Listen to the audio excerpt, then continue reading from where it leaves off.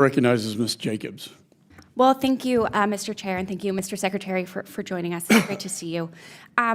We've heard a lot of talk here today about Afghanistan. A key thing that came out of our last hearing on Afghanistan was the need for the State Department to actually be resourced to have the capacity that we needed to have to the missions we're asking it to do. And I think a big part of that is us in Congress having culpability for looking at how we've historically underfunded and underinvested in the State Department and our development efforts. And as we move forward to look at strategic competition, I think we need to make sure that we don't make the same mistake. So, Mr. Secretary, if you look at our investments in the State Department over, say, the past 10 years, how would you characterize them versus the need? Well, it won't surprise you that while we've made real progress, especially the last 2 years, which I'm grateful to Congress for on a bipartisan basis, we can always do more, and we should always try to do more. Having said that, of course, we have to be responsible stewards of the taxpayers' money. The budget that we put forward, I think, is an accurate reflection of what we believe we need to not only sustain but strengthen all of these programs, and we look forward to working with Congress, hopefully, to achieving it. Well, I appreciate that, and I'm very supportive of the 14% increase that you all have asked for. If you look at the investments we've made over the past 10 years, how does that compare with that of China? Have they been increasing their investments in development and diplomacy? Dramatically. We've seen a dramatic investment by China in terms of both the resources that they put into this as well as their presence. One of the reasons that we are determined, for example, to build back or build up our presence in the Pacific Islands is precisely because they're there and we're not. We've opened up in the Solomon Islands, Vanuatu, we're looking at Kiribati, Tonga. We need to be there. But across the board, we see this. But I also want to make something clear because it's important. When it comes, for example, to some of the investments that China is making in other countries, they have the ability in their system to direct state resources at it. Our system is different. What we can do, and I think can do effectively, is to serve as a catalyst primarily for the private sector to be more engaged in critical areas. And that's what we're working on. We have tools like the Development Finance Corporation that are, I think, critical to doing that.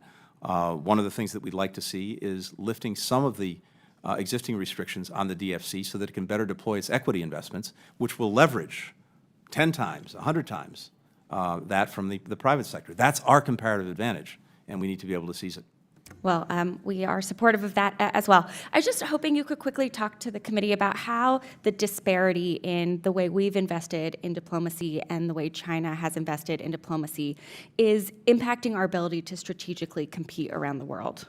Well, again, part of it goes to our actual presence, and we also very much appreciate some of the new authorities that we have for the State Department to establish new posts, and also to find ways to manage risks that are in a reasonable way, including with the construction of new facilities.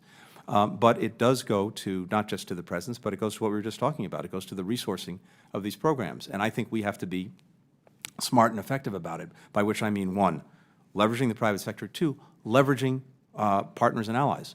One of the things that we've done, just to give you a quick example, Mineral Security Partnership. We put together a coalition of countries so that we can pool our information and to some extent pool our resources to make sure that we and other like-minded and friendly countries are making investments around the world in critical minerals that we want to make sure no country has a monopoly on, given how important they are to a 21st century economy, including semiconductors.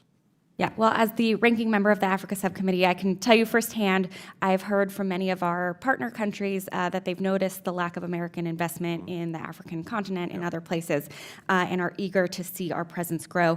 Just really quickly, I appreciated that you mentioned in your opening remarks about the Diplomatic Support and Security Act, my bill, which we passed last term, which would relieve and incentivize the department to be less risk-averse. Has the department communicated this specific congressional action to the Overseas Diplomatic Corps? To the foreign diplomatic corps? To our diplomatic corps. To our own diplomatic corps? Yeah. Yes, very much so. One of the things we've, in fact, I think I recently referred to these new authorities in a communication with our personnel. We have people around the world who want to make sure that we're leaning in and want to make sure that we have the ability to do that, while, of course, managing risk appropriately. My top job, of course, is looking out for the security and safety of our people, but we also want to make sure that we're engaged and managing risks in a smart way. Well, I appreciate that, and I look forward to working together to make sure the RSOs and others have what they need to be able to get our folks out and doing their job. Thank you, Mr. Chairman. Thank you.